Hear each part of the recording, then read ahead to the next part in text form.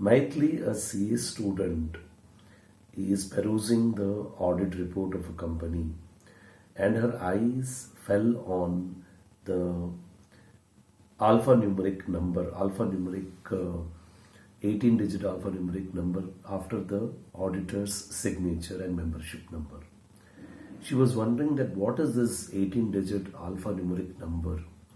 So she thought that what it should be, and whether that alphanumeric number should be generated only for the audit report, or is it meant for anything else. What is the purpose of those 18-digit alphanumeric number?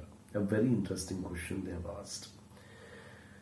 Now please understand, we are talking about UDIN, Unique Document Identification Number.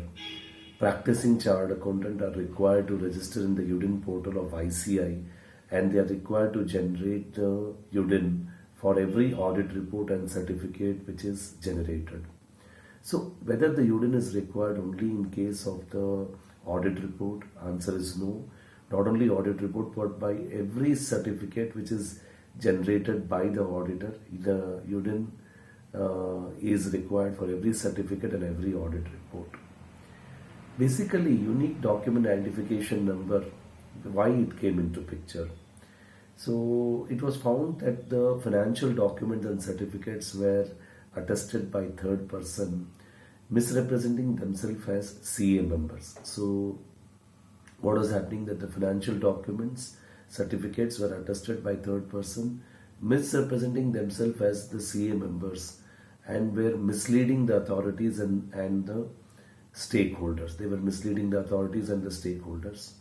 ICI also received number of complaints of the signatures of CAs being forged by non-CAs. So number of complaints they received of signatures of CA being forged by the non-CAs.